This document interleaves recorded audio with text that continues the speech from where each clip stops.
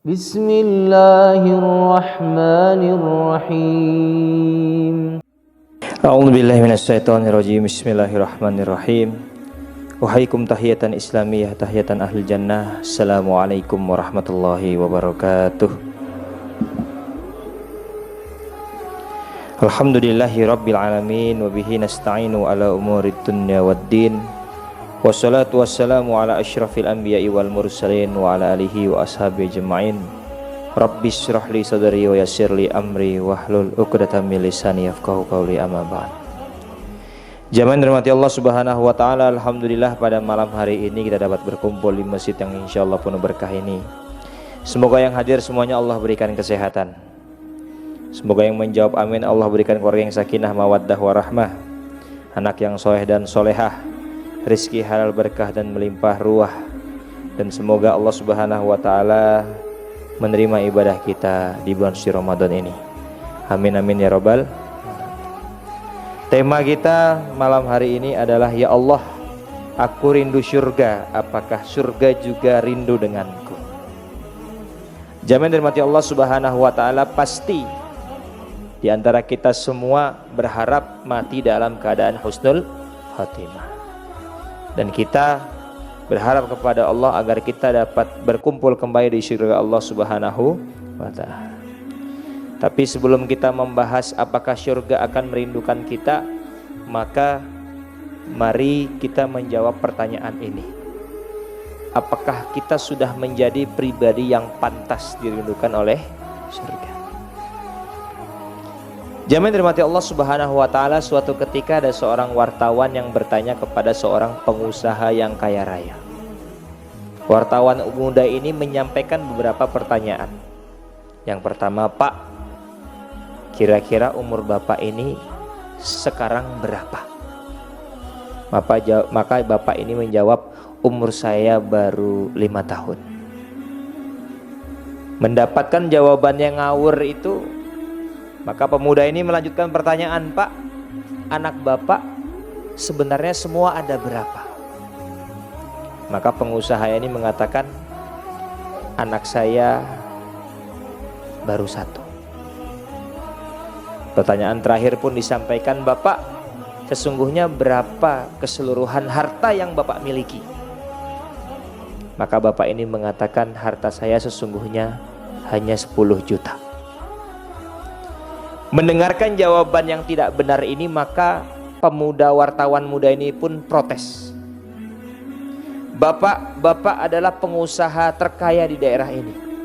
Bapak orang terkenal, Bapak punya CV, semua orang tahu biodata Bapak. Lantas mengapa Bapak berbohong? Dari raut muka saja, kerut yang sudah ada, sudah bisa dipastikan umur Bapak sekarang lebih dari 50 tahun. Anak, Bapak punya anak 5, semuanya terkenal, semuanya sukses. Tidak ada yang tidak mengenal anak-anak Bapak. Mengapa Bapak mengaku hanya 1? Dan Bapak adalah orang paling kaya di daerah ini. Perusahaan di mana-mana, tanah luas, harta melimpah. Mengapa Bapak mengaku hartanya cuma 10 juta? Jamin dirahmati Allah Subhanahu wa taala, mendapatkan respon ini, maka Bapak ini pun menjawab dengan suara pelan, betul katamu, umur saya hari ini sudah 65 tahun. Tapi rasa-rasanya dari umur yang saya miliki, baru 5 tahun saya beribadah. Baru 5 tahun saya mendirikan sholat, saya membayar zakat, saya mengerjakan puasa. Dan rasa-rasanya dari umur yang Allah berikan kepadaku, baru 5 tahun yang mampu aku pertanggungjawabkan di hadapan Allah Subhanahu wa ta'ala. Sisanya saya habiskan untuk mengejar dunia. Betul nak, anak saya ada 5, semuanya sukses, semuanya terkenal. Tapi rasa-rasanya dari 5 anak yang kumiliki, baru 1 yang kuajarkan agama, baru 1 yang kuajarkan untuk mendirikan sholat, baru 1 yang aku berikan bekal-bekal agama. Dan rasa-rasanya dari semua anak yang saya miliki, cuma 1 yang mampu menjadi anak yang soleh dan solehah yang akan mendoakan kedua orang tuanya, waladin solihin yada'ulahu. Dan rasa-rasanya dari semua anak yang kumiliki, hanya satu yang mampu aku pertanggungjawabkan di hadapan Allah Subhanahu wa ta'ala. Betul katamu, saya adalah orang terkaya di daerah ini, perusahaan di mana-mana, tanah luas, harta melimpah. Tapi rasa-rasanya dari semua harta yang saya miliki, baru 10 juta yang saya sedekahkan, baru 10 juta yang saya infakkan, zakatkan, wakafkan. Dan rasa-rasanya dari semua harta yang kita miliki, yang saya miliki, hanya 10 juta yang mampu aku pertanggungjawabkan di hadapan Allah Subhanahu wa ta'ala. Jemaah dirahmati Allah Subhanahu wa ta'ala, kadang kita merasa aneh, kok ada orang seperti ini.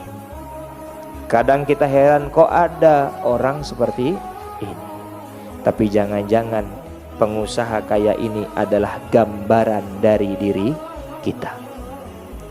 Dari umur yang Allah berikan kepada kita, berapa yang sudah kita gunakan untuk ibadah? Berapa yang kita gunakan untuk bermunajat kepada Allah Subhanahu wa ta'ala? Berapa waktu yang kita gunakan untuk salat, untuk zikir dan beristighfar kepada Allah Subhanahu wa ta'ala?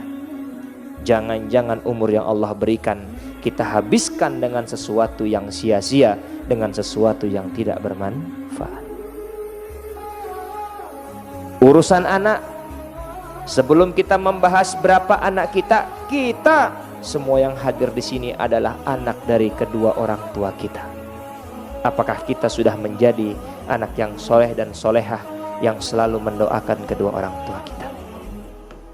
Dan apakah kita sudah menjadi orang tua yang sudah memberikan bekal untuk anak-anak kita, sehingga nanti ketika kita meninggal, anak kita menjadi anak yang soleh dan solehah yang akan mendoakan kita?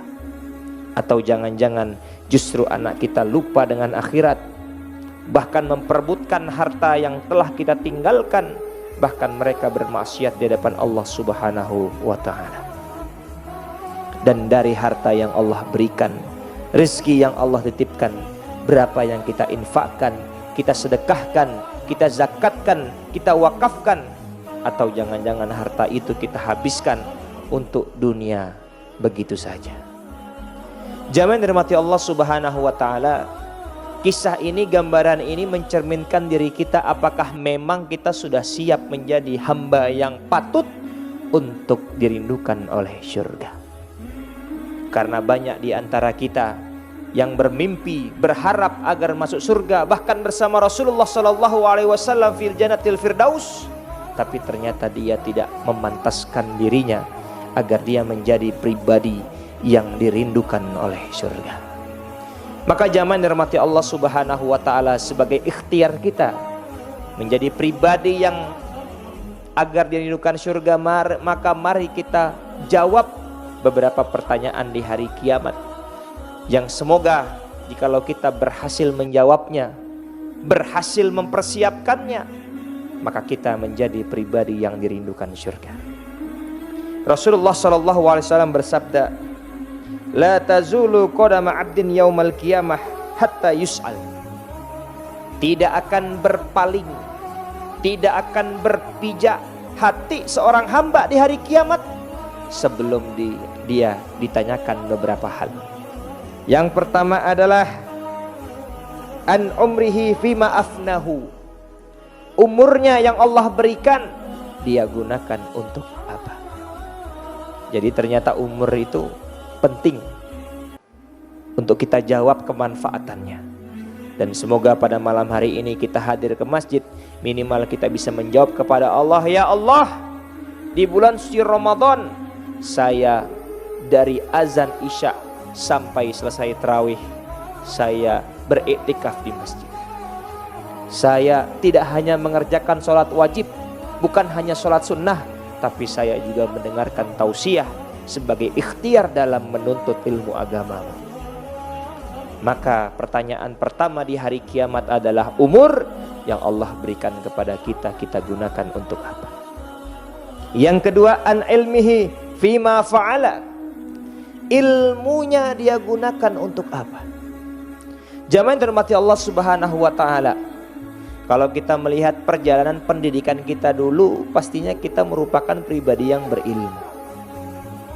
Karena kalau kita lihat wajib belajar saja, minimal kita SD 6 tahun, SMP 3 tahun, SMA 3 tahun, minimal 12 tahun kita menuntut ilmu.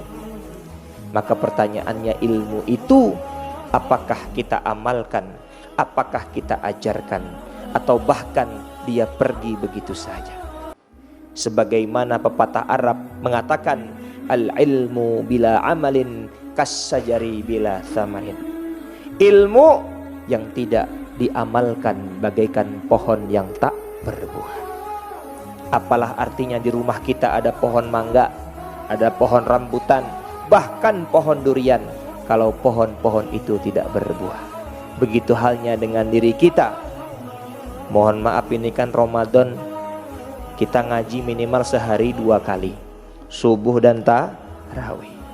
Jadi kalau 30 hari tinggal dikali 60 judul materi kita dengarkan setiap hari. Pertanyaannya, ilmu itu apakah sudah kita amalkan, atau apakah sudah kita ajarkan kepada anak, istri, dan keluarga kita? Jamaah yang dirahmati Allah Subhanahu wa taala, selanjutnya adalah anjismihi fima ablahu, untuk kesehatannya, untuk badan yang Allah berikan, dia gunakan untuk apa? Jangan-jangan mata kita lebih sering melihat yang Allah haramkan, lisan kita lebih suka untuk memfitnah saudara kita sendiri, telinga kita lebih sering untuk mendengarkan aib-aib saudara, tangan usil mengganggu orang lain, bahkan kaki melangkah ke tempat maksiat. Naudzubillah min zalik. Dan terakhir adalah mengenai harta. Untuk tubuh, kesehatan, untuk ilmu, untuk umur, pertanyaannya cuma satu. Tapi ternyata untuk harta pertanyaannya ada 2. Min aina tasabahu wa fima anfaqahu. Didapatkan dari mana dan dihabiskan untuk apa? Maka dalam Islam, dalam konteks harta, bukan hanya harus digunakan untuk sesuatu yang baik, tapi harus didapatkan dengan sesuatu yang baik. Semoga dengan mempersiapkan 4 pertanyaan akhirat tadi, kita dapat menjadi pribadi yang dirindukan oleh surga Allah Subhanahu wa ta'ala. Jamaah yang dirahmati Allah Subhanahu wa ta'ala, kalau diibaratkan hidup kita ini seperti seorang penyelam. Penyelam itu ketika dia masuk ke dalam lautan, maka untuk bernapas di dalam laut dia menggunakan tabung oksigen. Dan tujuan dia masuk ke dalam lautan hanya satu, yaitu mengambil mutiara di dasar lautan. Jadi penyelam masuk ke dalam laut tujuannya mengambil mutiara di dasar. Menariknya di dalam lautan, dia melihat keindahan lautan. Ikan-ikan berenang ke sana kemari, terumbu karang indah sekali. Dia terbelalak, dia takjub dengan keindahan lautan itu. Seolah-olah semua ikan ingin dia sentuh, semua terumbu karang ingin dia lihat keindahannya. Sampai dia lupa bahwasanya dia masuk ke dalam lautan untuk mengambil mutiara di dasar. Dan sayangnya ketika dia sadar, tabung oksigennya sudah habis dan dia naik ke permukaan tidak membawa satupun mutiara. Jamaah yang dirahmati Allah Subhanahu wa ta'ala, inilah gambaran diri kita. Mutiara adalah wa ma khalaqtul jinna wal insa illa liya'budun. Allah menciptakan kita untuk beribadah sebanyak-banyaknya sebagai bekal di akhirat agar kita dirindukan oleh surga. Jadi mutiara itu adalah ibadah. Tabung oksigen adalah umur yang Allah berikan kepada kita. Dan ikan-ikan yang menarik, terumbu karang yang indah itu bagaikan keindahan dunia. Ada harta, ada tahta, ada popularitas, ada kesenangan dunia ini yang membuat kita terbelalak dan lupa. Dan tiba saatnya ketika kita sadar tabung oksigen kita sudah habis. Ketika kita sudah sadar umur kita sudah tidak ada. Sayangnya yang membedakan kita dengan penyelam tadi adalah penyelam tahu berapa lama tabung oksigennya, kita tidak tahu berapa lama umur yang Allah berikan kepada kita. Jamaah yang dirahmati Allah Subhanahu wa taala, maka mari kita membuat diri kita pantaskan diri kita tingkatkan ketakwaan dan ibadah kepada Allah Subhanahu wa taala, sehingga kita menjadi pribadi yang mampu dirindukan oleh surga. Karena banyak orang yang mohon maaf di dunia populer, terkenal, followersnya banyak, subscribernya banyak, tapi ketika dia meninggal dunia, tak satupun penduduk langit yang tahu siapa dirinya. Tapi ada orang, jangankan terkenal, bahkan media sosial pun dia tidak punya. Tak ada yang tahu dia siapa, dia tidak dianggap apa-apa. Tapi ketika dia meninggal dunia, seluruh penduduk langit sudah menanti-nanti kehadirannya. Sebagai penutup, kiai kami pernah berpesan waktu kami dulu mondok di pesantren. Beliau mengatakan banyak orang berpikir bagaimana cara hidup mulia, tapi mereka lupa bagaimana cara mati dalam keadaan mulia. Mari mulai hari ini kita berusaha bukan hanya agar hidup kita mulia, tapi kita mati dalam keadaan mulia. Dan semoga dengan itu Allah Subhanahu wa taala mengampuni dosa-dosa kita dan surga pun merindukan kita. Amin amin ya rabbal alamin. Kurang lebihnya mohon maaf. Wallahu alam bisawab. Assalamualaikum warahmatullahi wabarakatuh.